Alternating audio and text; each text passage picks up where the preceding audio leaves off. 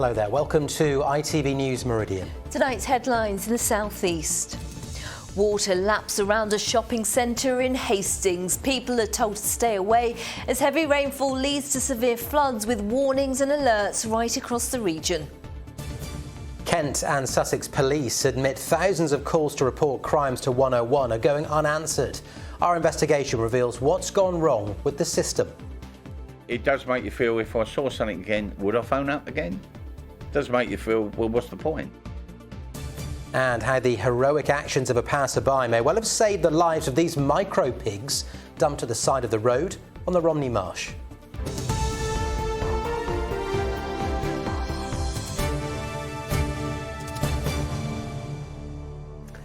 Good evening. Dozens of businesses and homes have been flooded in the centre of Hastings, including the Priory Meadows shopping centre after heavy rain overnight. Fire crews have been there all day pumping out water, and shop owners are now facing a grim clear-up job. But after a far wetter than average January, stormwater systems struggle to cope. Here's Abigail Bracken.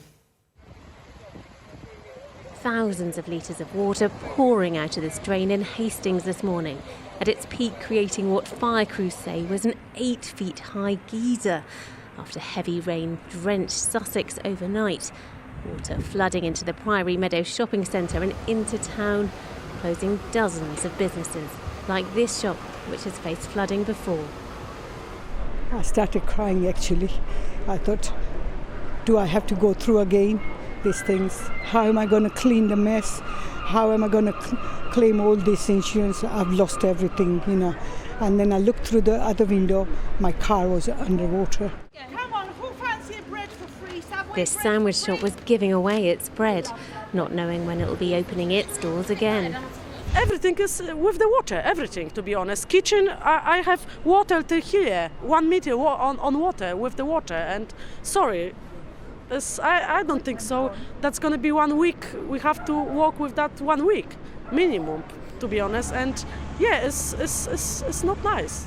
Fire crews say they faced a major number of calls last night and have been here since before dawn. The amount of rain we had last night was excessive.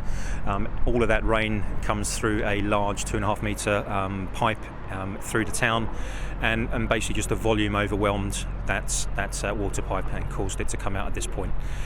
So it was just excessive water levels, an exceptional incident last night. This at a time when businesses are facing rising costs, with many not insured for flooding. Devastating for shops and businesses around here. I mean, I'm looking across the way there at 3 or 4 shops who I think are going to struggle to come back from this. Small independents, no insurance. They can't get insurance because there's a history of flooding here. Nothing like this, though, in living memory, though. And now for these businesses, the clear-up is just beginning. Just an awful situation for all those affected, of course. Let's catch up with Abigail for the latest now. Abby, how's it looking where you are at the moment?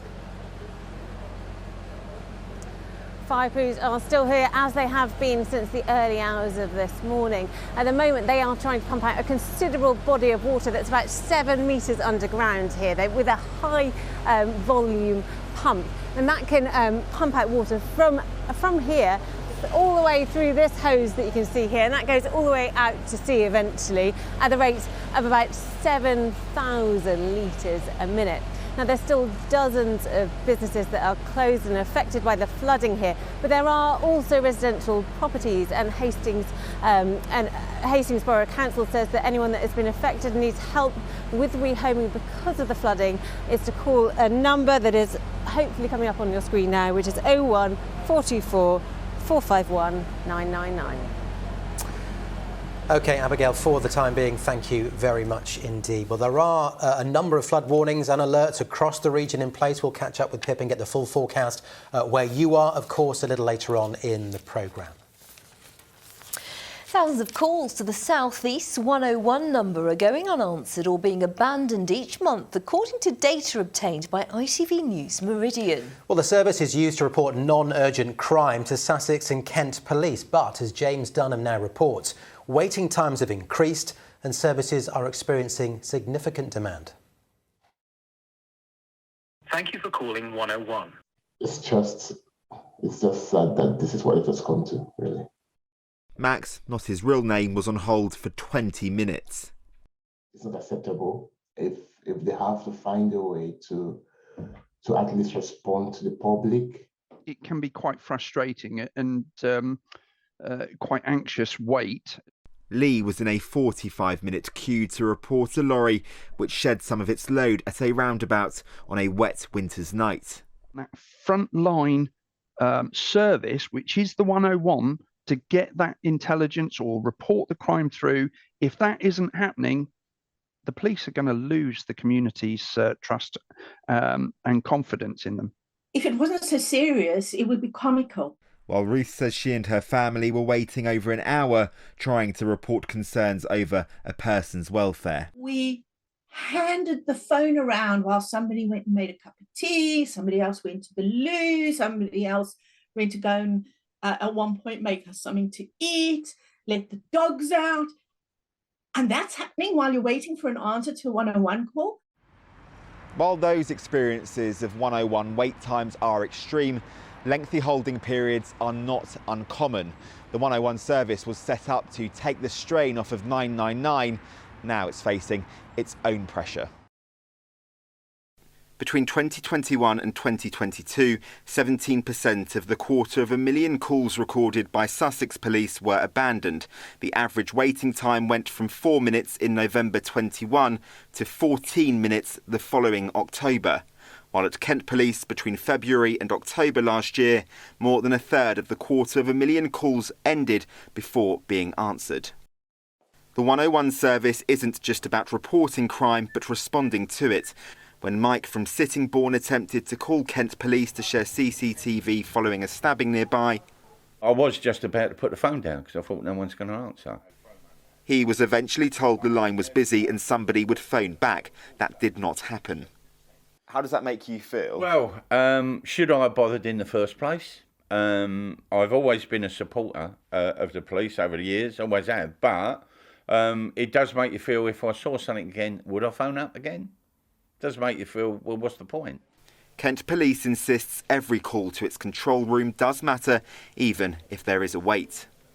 Do you worry that people's confidence in the police will be dented if the public hear of long waits or thousands of calls being unanswered each month? So we recognise that being able to contact the police quickly is important. Sometimes we get significant spikes in emergency calls. An example would be somebody the wrong side of a bridge on a motorway. The cars passing by, we can get many, many emergency calls all at the same time. What we need to do is get to all of those calls and also see if there's other calls in there that might relate to a totally different incident, say a domestic abuse. So we need to get to every single one of those calls. That purpose is being matched with people. 60 brand new officers started in the control room at the end of last year. Good afternoon, Kent Police Force Control Room. How can I help you? Call handler Jabeen's encouraging people to join this vital link to the county. Very crucial. Like, we come in some days, there's so many calls already queuing.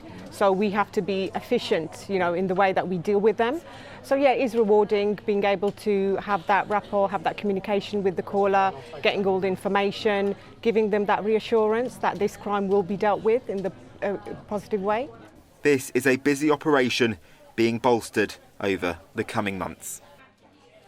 Well, James joins us in the studio for more on this. James, how concerned should we be about thousands of calls a month going unanswered? What we're seeing here, Matt, I think, is a combination of factors. Some people, when they phone 101, and if there is a long wait, they'll get told to report their crime online. So I think some callers will be doing that. Others may try their luck with 999, which of course poses another problem because it not only adds to the pressure of 999, but then those callers will be sent back to the 101 call, and others may simply just give up. And I think that poses the biggest problem. You heard there in my report about the waiting times. At Kent Police, it was around 15 minutes last October. Back in February, it was around 4. So you can see a big jump there. And as you might have heard in my report, it's a similar length in Sussex. So I think there is a real focused effort to get on top of that at both forces. And James, recruitment key to improving things? It is one big driver, Sangeeta. 35 police officers are also being drafted into Kent Police's control room as part of a reorganisation, and those police officers can start to investigate crimes, which takes pressure off those call handlers who will be answering the phones, answering online communication. There's also a plea to the public to be mindful about calling 999 or 101. Many calls that are received should be destined for other services like councils or the NHS, for example. And there's also an encouragement of people to go online to report their crime, because call handlers can handle up to 5 or 6 queries at a time compared to just one person on the phone. And with all of that combined, it's like this year we will see some results to reduce waiting times and the thousands of calls that go unanswered. OK, James, thank you. Now, part of the M20 in Kent was closed due to a serious multi-vehicle crash earlier today. An air ambulance was sent to the London-bound motorway between Junction 9 at Ashford and Junction 8 at Hollingbourne. Kent Emergency Services were in attendance for much of the afternoon. Drivers experienced long delays. Crawley's train station has been given a £6 million makeover in what bosses say is the first major upgrade to its facilities in over 40 years. Work included extending the concourse, a new plaza and wider ticket gates. As part of a scheme planned for the area around the station, a new public footbridge over the railway will be built. The NHS in Sussex and Kent is urging those eligible to get their flu vaccines, with hospital cases for flu at their highest yet this winter. It says many of those eligible in the county have had their jab, but there is still a large number of people who are yet to take up their winter vaccinations and are at, they say, an increased risk of serious illness. The government's plans to send some asylum seekers to Rwanda to have their claims processed there have been dealt a blow in the High Court. Well, the policy was declared illegal at the end of last year, but today judges said that decision can now be challenged in the Court of Appeal. Let's go live to our political correspondent Phil Hornby now. And Phil, the government have said Rwanda is central to their plans to stop the small boats from crossing the channel, but more legal action presumably means more delays. Yeah, definitely, Sangeeta. Unless it's somehow fast-tracked, this appeals court procedure could take more or less the whole of this year. It could then go to the Supreme Court, which could get us into 2024. So those flights to Rwanda are not going to be taking off anytime soon. The question is, do the assurances that the Rwandan government have given the UK government, do they constitute a guarantee of fair and safe treatment for the people sent to Rwanda? That's the question that the appeal court will have to decide. Meanwhile, in a separate development today, the government have increased massively the fines for lorry drivers who inadvertently bring migrants into the country in the back of their lorry. It was £2,000 per person. It's going up to £10,000 per person. And the message from the government is lorry drivers have got to be more vigilant about checking their lorries before they cross the channel. And Phil, another message from the government. They've got a message for people living on the coast. Yes, some new posters have been produced. Basically, the message is any suspicious goings-on the beaches of the southeast, do report them. Not specifically migrant-related, say the government, but I think the message is pretty clear, and a sign that the government are trying just about anything and everything to fulfil the Prime Minister's pledge to sort this problem out and, in his words, to stop the boats. We'll see. Phil, live in Westminster, thank you. In other news, a pensioner from Ramsgate who had thousands of pounds he'd saved up for his funeral stolen has sadly died. Terry Price, who was 66, had terminal cancer and the money was stolen during a break-in in November. A fundraising page was set up by his neighbour following the burglary, raising more than £8,500. The recent cliff falls at Burling Gap on the Sussex coast mean the National Trust is having to move its cafe. At the moment, the building is not much more than a metre from the cliff edge, but the sea is continuing its advance and the Trust has been advised to relocate. There have been numerous falls in that part of Sussex. The chalk cliffs and porous soil have proved little defence against the tides. A tourist attraction in Sussex is closed from today for annual maintenance until Wednesday. The Brighton I360, as it's now known, has recently failed to find a new sponsor after British Airways' decision to pull out. The observation tower is believed to owe the council more than £40 million in loan repayments. It opened in 2016. The Marlow Theatre in Canterbury sold a record number of tickets for this year's pantomime. The show sold almost 95% of tickets for Sleeping Beauty. Marlow was awarded Theatre of the Year in 2022 and says it's already seen an unprecedented demand for Aladdin later this year, already selling more than a third of tickets. An East Sussex Animal Welfare Centre is to run weekly drop-in sessions for those considering adopting a pet. The Ray Steed Centre, which is near Lewes, wants to help those thinking of taking in a rescue while also identifying the type of animal most suited. Still plenty more to come on our programme this evening. We're going to stay on the animal theme in a moment or two, keeping them warm in the coldest months of the year. How you can play your part with a little pet protection. And after one of the wettest Januaries on record, find out what was swimming up a road in Hastings town centre. Not sure I want to know, but we'll tell you anyway. Plenty more, of course, from us on our website. itv.com/Meridian is the address. You can call us if you have a story you think we ought to be covering. The number's on the screen, 0808 1010 095. And as ever, you can follow us on social media. You can find us on Facebook, we're on Twitter, and we're on Instagram.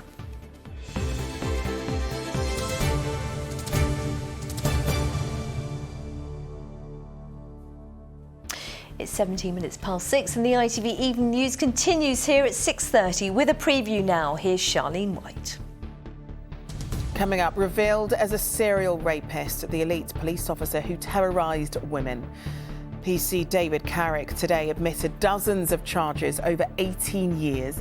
Tonight, serious questions are now facing Britain's biggest police force.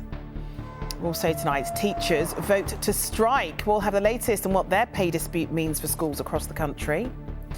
And how many people does it take to polish a light bulb? The chandelier is getting a spot of TLC at Blackpool's famous ballroom. Join us for those stories and more from 6:30.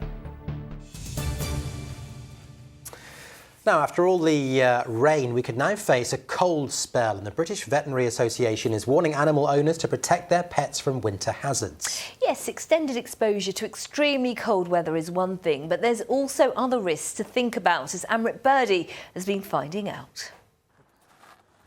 A drop in temperature means a rise in activity for those working at RSPCA Leybourne Animal Centre in West Malling in Kent. Keeping their animals safe is always a priority, but in the coldest months, this can present extra challenges. So we make the bedding areas a lot thicker and warmer for the dogs, so they don't have to be outside in the cold all day. They can come inside and keep themselves warmer. We also use shorter walks more regularly rather than one long walk, because it means the dogs aren't out for longer periods of time in the cold. And with our smaller animals, for example, our rabbits, in the evenings we generally put microwavable heat pads in their hutches underneath all the straw and stuff, bedding to keep it a bit warmer for them. These kinds of winter precautions apply to pet owners too. The British Veterinary Association, also known as the BVA, has released a list of cold weather safety tips for those with animals to follow. It includes keeping pet beds dry and away from drafts, and also keeping small animals like rabbits and guinea pigs indoors. They say it can be easy to forget that some of our winter essentials, like antifreeze, can be fatal for our pets. Cats, they like the taste of antifreeze. They can go under cars if there's been a spillage and lick it up. And you might see signs of vomiting, diarrhea, ataxia, so wobbliness. The majority of our pets do live inside and they're not used to these extremes in temperature. And just like us, they can really suffer. And it also affects things like their immune system if they get really cold or there's huge drafts or huge ranges in the temperature change for them. So if you're feeling cold, your pet probably is too. For the UK's most popular pet, taking just a few extra precautions when it comes to walks will keep that tail wagging. There's a lot of chemicals and grit on the road that we just need to be careful of because that can cause some really quite nasty damage to the paws. So check their paws when they come in, dry them thoroughly, make sure they don't have any ice or grit or snow balling up in between the toes because that can be really sore for them. And we've got our coats on today and poor Teddy here doesn't. It's not so cold for Teddy, but some dogs are going to be much more sensitive to colder temperatures than others. The BVA says the most important advice for any pet owner to follow is that if something doesn't seem quite right, they must call the vet straight away to keep their animals safe and warm this winter. Amrit Birdie, ITV News.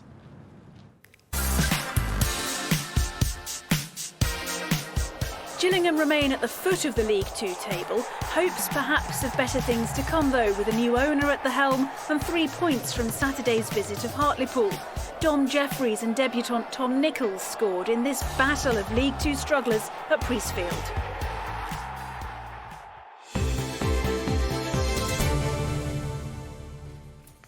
And there were further celebrations at Gillingham at half-time when supporter Paul High took on the Crossbar Challenge and won.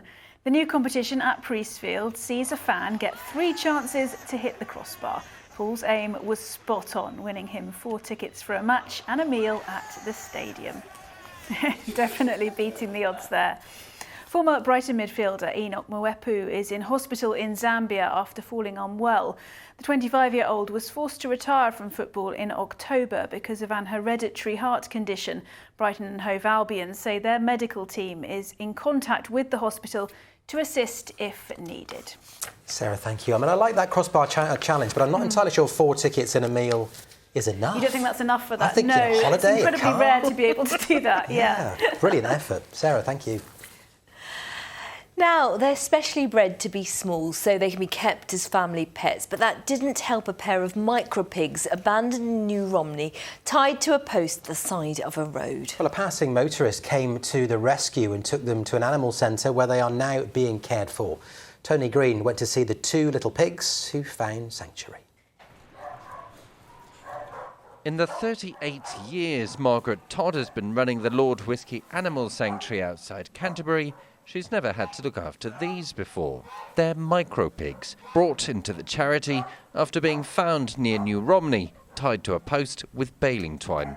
One of them might have choked on it, had a passing motorist not stopped and rescued them. They were pets. I mean, they don't show any signs of being ill-treated. You know, they're quite good body weight and quite friendly.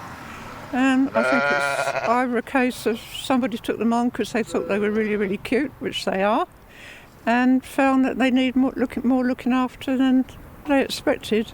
Or it could just be like a lot of people, they just can't afford the cost of looking after them. All animal charities are seeing more abandoned pets, with some sanctuaries unable to take on any more. We are having a lot of dogs come in, certainly lurchers. We are getting a lot of cats in, so yes, we have been very busy. And that's not unique to this place either, is it? There's lots of sanctuaries in the same situation. Yes, it's certainly in the same situation. So it's a problem up and down the country. And obviously we're doing our small bit to help the situation and find forever homes for all the dogs and cats. They can't be completely certain here at the Lord Whisky Sanctuary that these are micro pigs, but they're pretty sure they'll be looked after here until a new owner can be found. And that owner can decide what they're called, because at the minute, they don't have a name. This little pig's tale is set for a happy ending, all thanks to a passing stranger saving their bacon. Tony Green, ITV News, Stelling Minnis. Bless them. Who could do that? What people like. Pip is with us now. Now, Pip, we started the programme in Hastings and we saw water everywhere, but there's been something else to spot there. Yeah, that's right. If we take a look at this footage, whilst most people were slightly alarmed to see the rising water level, someone was having a whale of a time. This eel was spotted seeing parts of Hastings I guess it's probably never seen before. See, I would have been terrified because I wouldn't have thought that was an eel. Well, yeah, I mean, a little bit alarming. I just hope someone can steer it back to wherever it came from before those waters subside. But speaking of all that rain, we have had an absolute deluge so far in January. Let's take a look at the figures. So we'd usually expect around 84 millimetres across the bulk of the region.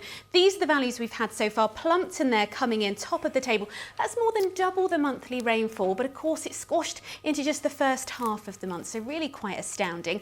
If people are concerned about flooding, there's loads of advice on the Environment Agency web pages, but suffice to say, avoid driving through any floods. It takes just 30 centimetres of water better to get your car moving in the wrong way. Don't walk through floodwater. Although it might seem quite shallow, there can be some hidden dangers. And if you're worried about flooding at home, the advice from the Environment Agency is pack a little bag with any essential medication and insurance documents and make a plan to get you and pets to safety should flooding hit. All of which begs the question, is it going to get any drier? Yeah, well, this week, a very different complexion to things. Much drier, a little bit of a wintry feel, might have a few wintry flurries, no rainfall, but of course we're not quite out of the woods. Groundwater levels still very high, a bit of a lag on the rivers.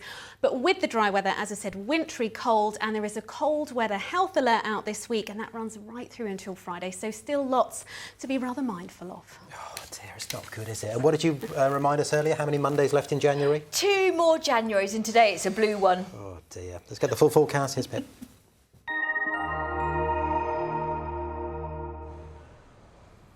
Feels like home, whatever the weather. Valent Boilers and Heat Pumps sponsors ITV Meridian Weather. Well, after all the mild, windy and very wet weather of the last couple of weeks, this week is looking very different altogether. Mostly dry, some bright or sunny spells, feeling much colder than it has done. And we'll also see a return to some fairly widespread sharp overnight frosts. Out there at the moment, low pressure continues to skirt around the edges of the UK, but that's really where it will stay through the next few days. So for the majority of us, it will be dry and fine, if very much on the colder side. And that's certainly the case out there this evening and tonight. Any limited daytime showers soon fading, dry, clear skies overhead. And with those clear skies, temperatures really taking a tumble, well below freezing for just about all of us. So a widespread sharp frost, the potential for some icy stretches on untreated roads and pavements, and perhaps even a little mist and fog in places as well. Any mist and fog will gradually lift tomorrow morning, as will much of the frost, but I suspect some shady areas will hold on to frosty conditions throughout the day because it will be a cold one. Highs tomorrow just 2 or 3 Celsius for many of us, add on even just the slightest breeze and feeling colder still. These are the times of high water for tomorrow. Then for Dover, they're 6 in the morning, 6:38 in the evening. And then looking ahead, well, as I said, it looks largely dry and bright. 1 or 2 wintry flurries possible from time to time, but even in the sunshine, feeling cold with overnight frost. Take care. Valent sponsors ITV Meridian Weather. I feel like it's the weather all the time. That's all I talk about. Yeah, it is. Just cold, wet, grey, miserable. Anyway, we've cheered you up. Thanks for watching. See you again tomorrow. Bye-bye.